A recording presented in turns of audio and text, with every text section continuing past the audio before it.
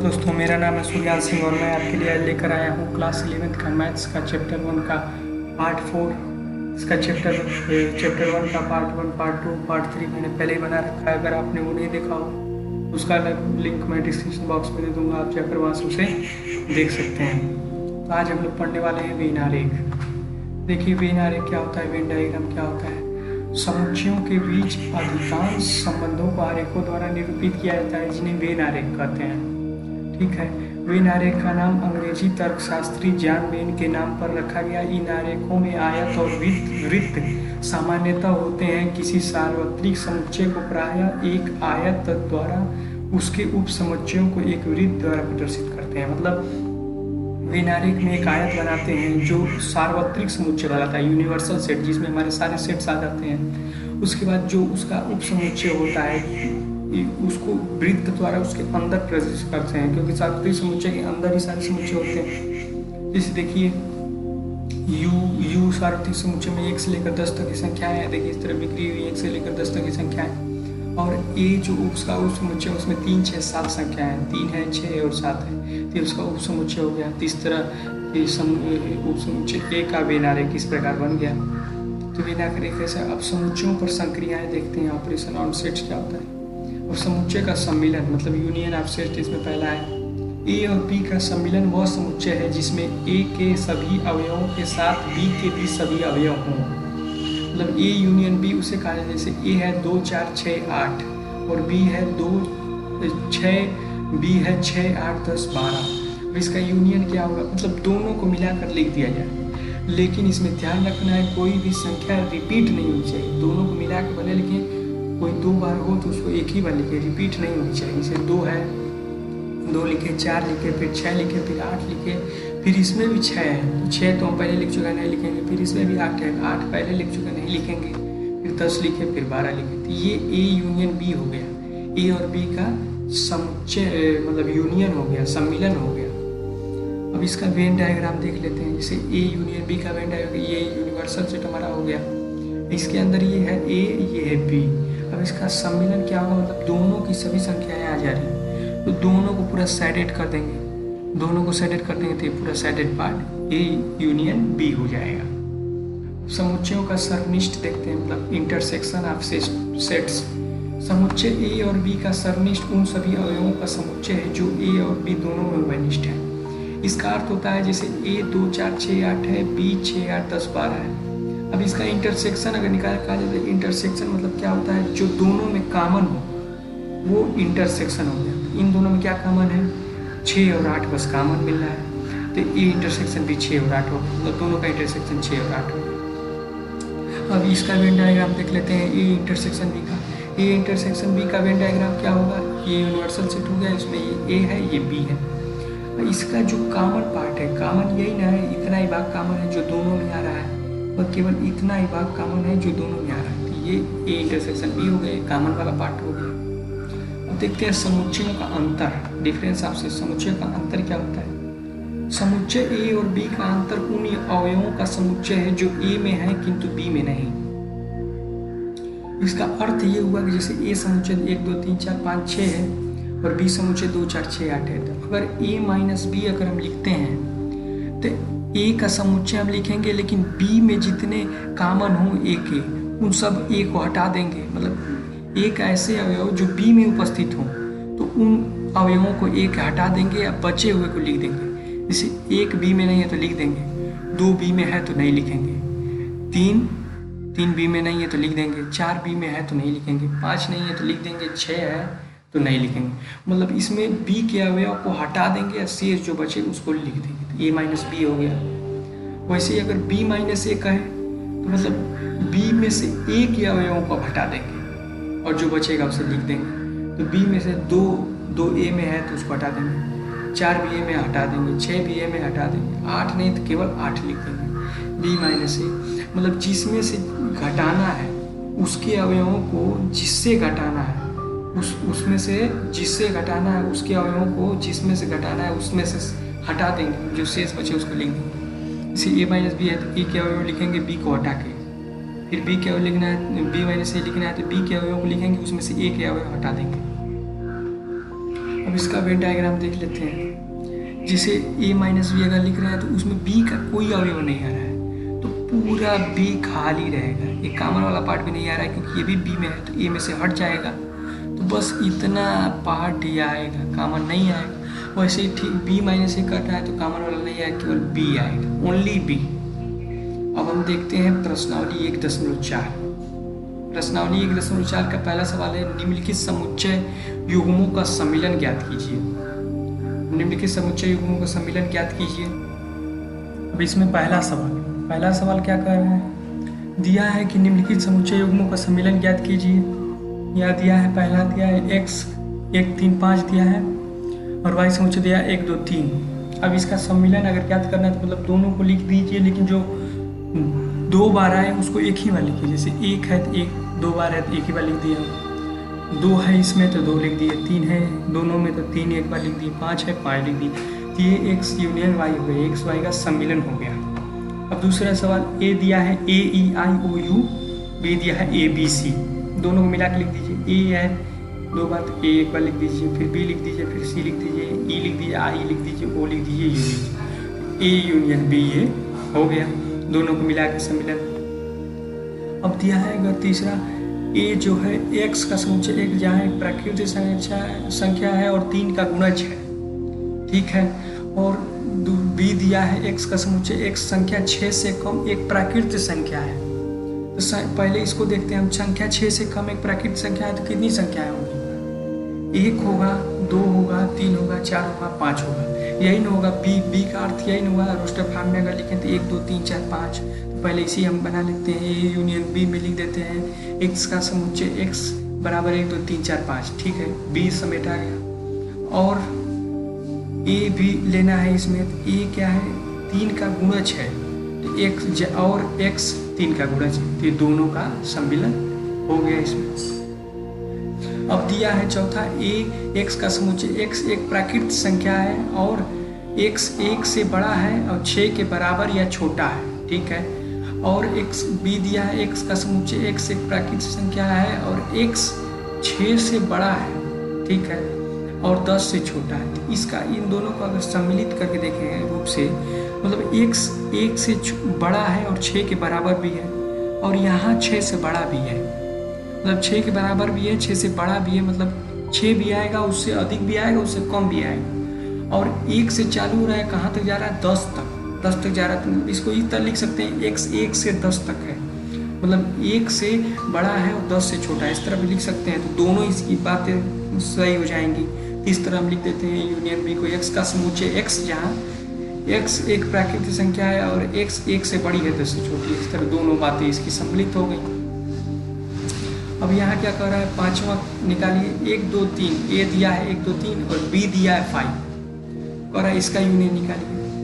अब b 5 क्या होता है? उसमें कोई अवयव ही नहीं है, तो दोनों को सम्मिलित रूप से लिखेंगे तो वापस फिर a ही हमें मिल जाएगा। a यूनियन b हमने लिख दिया तो वापस हमें 1 2 3 a ही मिल गया। अब दूसरा सवाल क्या कर रहा है? मान लीजिए कि a कामा b है और b a b c है, ठीक है। क्या a सबसेट है b का, मतलब a उपसमुच्चय है b का, और a यूनियन b भी ज्ञात कीजिए। देखिए a के सारे अवयव b में हैं, मतलब a क्या है? a b का एक पार्ट है, अगर पार्ट है तो a b का सबसेट उपसमुच्चय है। देखिए a में a b है और b में भी a b मिल रहा है, तो a b का उपसमुच्चय कहा जाएगा, a b का उपसमुच्चय कहा जाएगा। तो ये उत्तर हो गया हाँ। और कह रहा a यूनियन b भी ज्ञात कीजिए, तो दोनों को मिला के लिख देंगे सिंपली। a लिख दिए 2 बार है तो एक बार, b लिख दिए 2 बार है तो एक बार, और c लिख दिए एक ही बार, तो a यूनियन b हमें ज्ञात हो गया। अब तीसरा सवाल क्या कर रहा है? यदि a और b दो ऐसे समुच्चय हैं कि a जो है वो b का उपसमुच्चय है, तो a यूनियन b क्या होगा?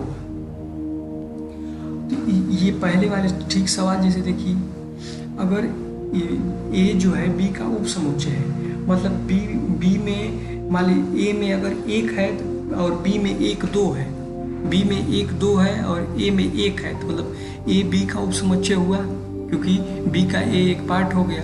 और अगर a यूनियन b निकाला जाए तो 1 2 बार है तो एक ही बार लिख देंगे और 2 लिख देंगे, तो 1 2 ही होगा b, मतलब वापस बी ही मिलेगा, वापस बी ही मिलेगा। वैसे ही यहाँ देखिए ए जो है वो बी का उपसमुच्चय है और ए यूनियन बी पूछा है, तो ए और बी का उपसमुच्चय है, तो ए यूनियन बी वापस बी ही मिलेगा, क्योंकि बी में ए में जितने अवयव हैं बी में उपस्थित हैं, तो सिंपली हम बी को ही लिख देंगे, तो यूनियन निकालेंगे, क्योंकि कॉमन है तो एक ही बार लिखा जाएगा, 2 है तो सिंपली बी ही मिलेगा।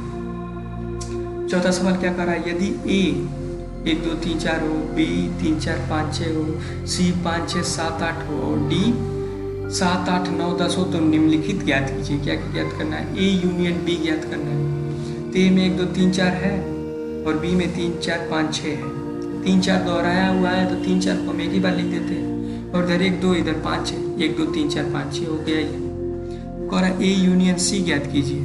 तो ए 1 2 3 4, सी 5 6 7 8, तो इसमें कोई डबल नहीं है, तो इसको सिंपल वैसे ही लिख देंगे 1 2 3 4 5 6 7 8। बी यूनियन सी कह रहा है, तो बी क्या है 3 4 5 6, सी है 5 6 7 8, इसमें 5 6 डबल है तो एक ही बार लिख देंगे, और इधर 3 4 इधर 7 8, 3 4 5 6 7 8। चौथा कह रहा है बी यूनियन डी, बी है 3 4 5 6, बी है 3 4 5 6, डी है 7 8 9 10, इसमें कोई डबल नहीं है, तो 3 4 5 6 7 8 9 10 सिंपली लिख देंगे। पांचवा कह रहा है A union B union C, मतलब ए बी सी तीनों को मिला के लिखना है। ए बी सी में अगर देखा जाए तो कोई डबल नहीं लिखना है, तो 1 2 हमने लिख दिया पहले, 1 और 2 लिख दिया, ठीक है, कहीं डबल नहीं है। फिर 3 4 हमने लिखा, तो इसमें भी 3 4 है, 3 4 एक ही बार हमने लिख दिया, ठीक है।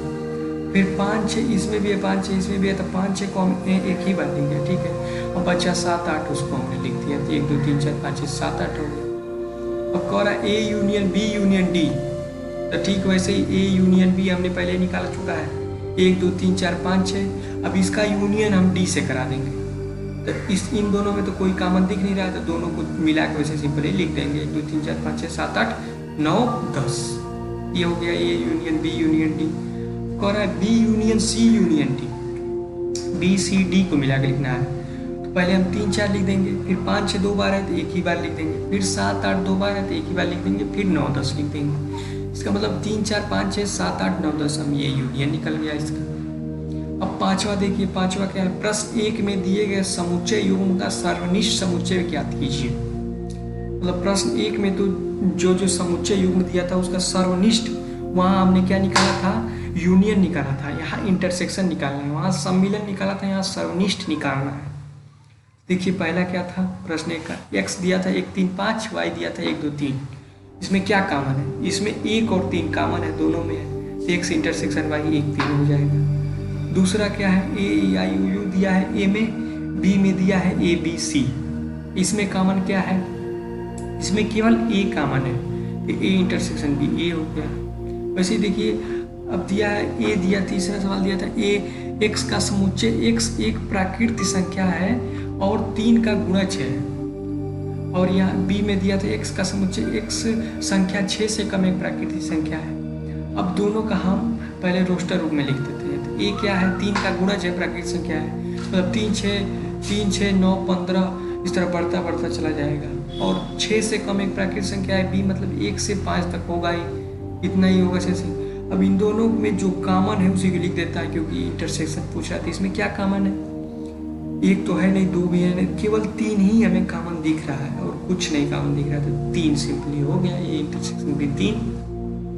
अब चौथा क्या कर रहा है, a का समुच्चय, x का समुच्चय, x एक प्राकृतिक संख्या है और x 1 से बड़ा है और 6 के बराबर है या छोटा है, ठीक है। अब b क्या कर रहा है, x का समुच्चय, x एक प्राकृतिक संख्या है और x 6 से बड़ा है, 10 से छोटा है। दोनों का हम रोस्टर रूप में पहले लिख लेते हैं, 2 3 4 5 6 हो गया, क्योंकि एक तो उसमें आएगा नहीं, x 1 से बड़ा है और 6 के बराबर है या छोटा है, तो 2 3 4 5 6 हो गए। अब इसको ऐसे हम बदल लिए, 6 इसमें 6 नहीं आएगा क्योंकि x 6 से बड़ा है, 10 से छोटा है, 10 भी नहीं आएगा, 7 8 9 हो गया। अब इसमें क्या कॉमन दिख रहा है हमें, इसमें तो हमें कोई संख्या एक कॉमन नहीं है, कोई भी संख्या कॉमन नहीं है, तो इसमें कोई अवयव नहीं आएगा। जब कोई अवयव नहीं आता है तो क्या होता है, रिक्त समुच्चय, जिसे हम फाई से दर्शाते हैं, तो ये फाई हो गया, ये इंटरसेक्शन भी फाई हो गया। वैसे यहाँ ए दिया है 1 2 3 पाँचवें में, और बी दिया है 5। 5 का मतलब रिक्त समुच्चय, मतलब उसमें कोई अवयव नहीं है। इसमें 1 2 3 है, इसमें कोई अवयव नहीं है। तो जब कोई अवयव नहीं है तो कॉमन कुछ नहीं मिलेगा, मतलब जब कॉमन कोई अवयव नहीं होगा, जब कोई अवयव नहीं होता है तो उसे 5 से दर्शाते हैं। तो ए इंटरसेक्शन बी 5 हो जाएगा। अब 8वां क्या कर रहा है, निम्नलिखित समुच्चय युग्मों में से कौन से युग्म असंयुक्त है? असंयुक्त है, और बताइए, मतलब जिसमें असंयुक्त है इसका अर्थ क्या हुआ, जिसमें कोई संख्या कॉमन न हो, ये होगा असंयुक्त है। तब इसमें देखिए 1 2 3 4 है, 1 2 3 4 है, पहला दिया है, और दूसरा दिया x का समुच्चय। x एक प्राकृतिक संख्या है और x 4 से बड़ा है बराबर है, 6 से छोटा है बराबर है। अब पहले हम इसे रोस्टर फॉर्म में चेंज करते हैं, तो 4 से बड़ा है और बराबर है 4 भी आएगा, और 6 से छोटा है और बराबर है तो 6 भी आएगा, तो 4 5 6 हो गया। और इसमें कुछ कॉमन दिखाई दे रहा है, इसमें तो 4 कॉमन दिखाई दे रहा है, 4 इसमें भी 4 इसमें भी है। तो जब कॉमन कोई चीज़ नहीं होती है तब असंयुक्त समुच्चय होता है, लेकिन यहाँ तो कॉमन मिल रहा है, मतलब यह संयुक्त समुच्चय है, असंयुक्त समुच्चय नहीं है। अब दूसरा क्या कह रहा है, AEIOU दिया है और CDEF दिया है। अब इसमें देखिए कुछ कॉमन है, इसमें E कॉमन है, दोनों में दिया है E, तो यह संयुक्त समुच्चय है, असंयुक्त नहीं है। दिया है x का समुच्चय, x एक सम पूर्णांक है, ठीक है, और दूसरा दिया है x का समुच्चय, x एक विषम पूर्णांक है। अब सम पूर्णांक क्या होंगे, 2 4 6 8 10 इस तरह चलते जाएंगे, और विषम क्या होंगे 1 3 5 7 9 इस तरह चलते जाएंगे। अब क्या सम और विषम पूर्णांकों में कोई भी चीज समान, कोई भी अंक समान हो सकता है? सम और विषम में कोई भी अंक समान हो सकता है? हो ही नहीं सकता, तो यह असंयुक्त समुच्चय कहलाएंगे। अब नवा देखिए, यदि A 3 6 9 12 15 18 21, ए समुच्चय है 3 6 9 12 15 18 21 का, B है 4 4 8 12 16 20 का, C है 2 4 6 8 10 12 14 16 का, और D है 5 10 15 20 का। ये समुच्चय 4 दिया है हमको ABCD। तो निम्नलिखित को ज्ञात कीजिए कह रहा है। क्या कह रहा है, पहला A माइनस B को ज्ञात कीजिए। तो A के सभी अवयवों को हमें लिखना है, उसमें से B के अवयवों को हटा देना है। इसे A के अवयवों में B के कौन कौन से अवयव हैं? इसे 3 लिखे, क्योंकि 3 B में नहीं है तो 3 लिख दिए, 6 B में नहीं है तो 6 भी लिख दिए, 9 B में नहीं है 9 लिख दिए, 12 B में है तो 12 को हटा दिए, 15 B में नहीं है तो लिख दिए, 18 B में नहीं है तो लिख दिए, 21 B में नहीं है तो लिख दिए। तो ये सिंपली A माइनस B का समुच्चय बन गया। वैसे ही दूसरा देखते हैं A माइनस C। तो A माइनस C क्या होगा, A के अवयवों को लिखना है, C के अवयवों को उसमें से हटा देना है। एक 3 उसमें नहीं है तो लिख दिए, 6 है तो नहीं लिखेंगे, 6 C में है तो नहीं लिखेंगे, 9 नहीं है तो लिख देंगे, 12 है तो नहीं लिखेंगे, 15 नहीं है तो लिख देंगे, 18 नहीं है तो लिख देंगे, 21 नहीं है तो लिख देंगे। A माइनस C का ये समुच्चय बन गया। अब कह रहा है A माइनस D निकालिए। तब अब देखिए ये 3 जो है वो D में नहीं है तो 3 को लिख दिए, 6 नहीं है लिख दिए, 9 नहीं है लिख दिए, 12 नहीं है लिख दिए, 15 नहीं है लिख दिए, 18 नहीं लिख दिए, 21 नहीं लिख दिए। मतलब A माइनस D ये, लेकिन यहाँ पर 15 उपस्थित है D में, ये सॉरी माय मिस्टेक, 15 उपस्थित है तो 15 को हम नहीं लिखेंगे, 15 को छोड़ के बाकी सारे लिख दिए। तो A माइनस D का ये मिल गया हमें। अब कह रहा है B माइनस A का निकालिए। B के लिखिए, उसमें से A को हटा दीजिए, 4 A में नहीं है तो लिख दिए, 8 A में नहीं है तो लिख दिए, 12 A में है तो हटा दिए, 16 A में नहीं है तो लिख दिए, 20 A में नहीं है तो लिख दिए। तो ये 12 बढ़ा के सिंपली सारे लिख दिए। अब कह रहा है C माइनस A को निकालिए। C के लिखना है A को हटा के। अब 2 A में नहीं है तो लिख दिए, 4 A में नहीं है तो लिख दिए, 6 A में है तो हटा दिए, 8 A में नहीं है तो लिख दिए, 10 A में नहीं है तो लिख दिए, 12 A में है तो हटा दिए, 14 A में नहीं है तो लिख दिए, 16 A में नहीं है तो लिख दिए। तो क्या क्या हमने हटाया, 6 हटाया और 12 हटाया, बाकी सब हमने लिख दिया। ये C माइनस A बन गया। अब कह रहा है D माइनस A निकालिए। मतलब D के लिखना है, उसमें से A क्या हुआ हटा देना है। तो D में 5 A में नहीं है तो लिख दिए, 10 A में नहीं है तो लिख दिए, लेकिन 15 A में है तो इसको हमने हटा दिया, 20 A में नहीं है तो लिख दिया। तो 15, 10, 20 ये समुच्चय बन गया। कह रहा है बी माइनस सी निकालिए।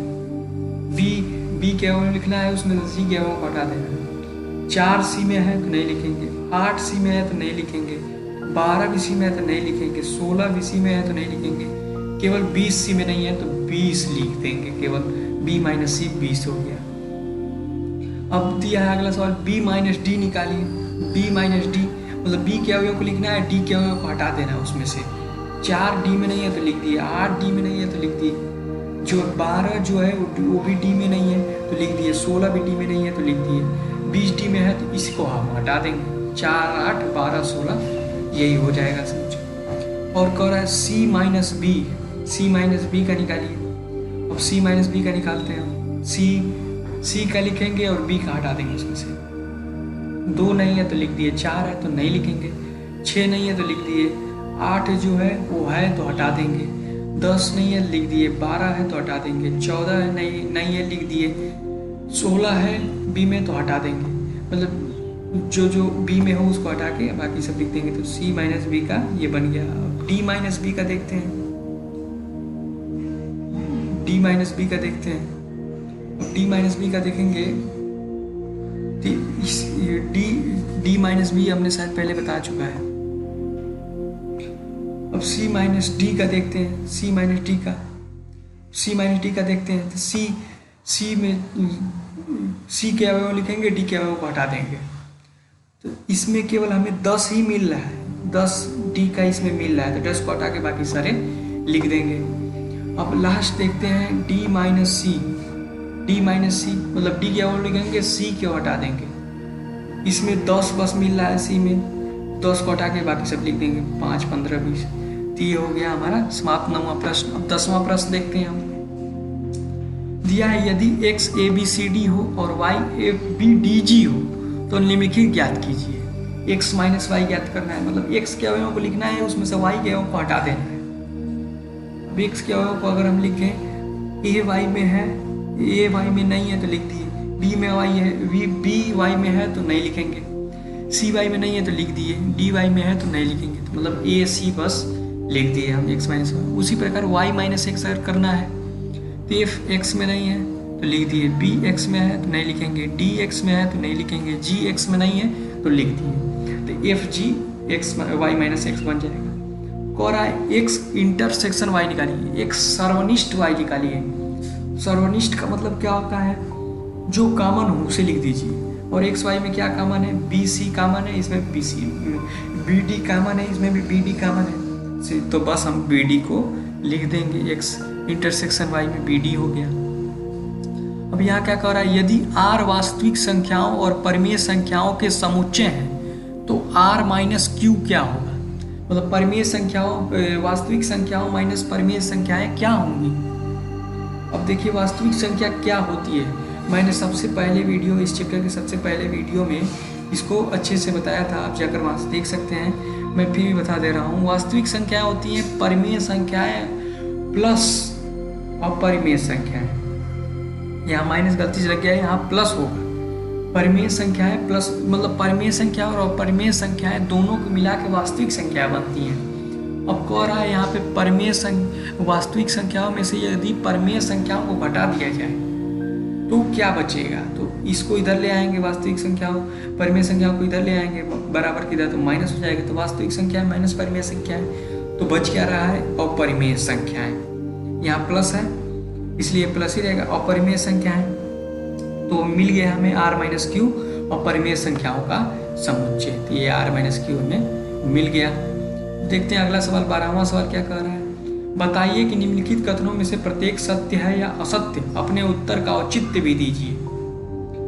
अब कह रहा है कि 2, 3, 4, 5 तथा 3, 6 असंयुक्त समुच्चय है। अब असंयुक्त समुच्चय वही होगा जिसमें कोई भी चीज कॉमन ना हो। अब इसमें देखिए, इसमें तो 3 कॉमन है, 3 कॉमन है, तो ये असत्य हो जाएगा क्योंकि ये संयुक्त समुच्चय हो जाएगा। और दिया है असंयुक्त समुच्चय, तो ये असत्य हो गया क्योंकि दोनों में 3 सर्वनिष्ठ है, 3 कॉमन है। अब देखिए यहाँ दिया, दूसरा दिया है ए ई आई ओ यू तथा ए बी सी डी असंयुक्त समुच्चय है। अब इसमें देखिए ए दोनों में कॉमन है, ये दोनों में कॉमन है तो ये भी असंयुक्त नहीं होगा, यह संयुक्त होगा तो ये भी असत्य हो जाएगा क्योंकि ये दोनों में उभयनिष्ठ है। अब यहाँ देखिए दिया है तीसरा 2, 6, 10, 14, 2, 6, 10, 14 तथा 3, 7, 11, 15 असंयुक्त समुच्चय है। अब इसमें हमें देखने पर कोई भी चीज कॉमन नहीं मिल रही है, तब यह असंयुक्त समुच्चय होगा। इसका मतलब यह सत्य है क्योंकि दोनों में कुछ भी उभयनिष्ठ कॉमन नहीं है। अब चौथा है 2, 6, 10 तथा 3, 7, 11, इसमें भी हमें कोई कॉमन चीज देखने को नहीं मिल रही है, तब यह असंयुक्त समुच्चय होगा। इसका मतलब यह सत्य होगा क्योंकि दोनों में कुछ भी उभयनिष्ठ नहीं है। तो दोस्तों यही थे वेन, आरेख और समुच्चयों पर संक्रियाएं और प्रश्नावली 1.4 पूरे तरीके से हमने सॉल्व कर लिया। तो यहाँ प्रश्नावली 1.4 हमारी खत्म हो गई। दोस्तों अगर आपको ये वीडियो पसंद आया हो तो लाइक जरूर करें और कमेंट बॉक्स में बताएं कि आपको ये वीडियो कैसा लगा। और आप मेरे चैनल पर नए हैं तो मेरे चैनल को सब्सक्राइब कर लें और बेल आइकन दबाएं क्योंकि मैं आगे भी और ऐसे ही वीडियोस लाते रहूँगा। दोस्तों मिलते हैं आपसे अगली वीडियो में, तब तक के लिए बाय बाय।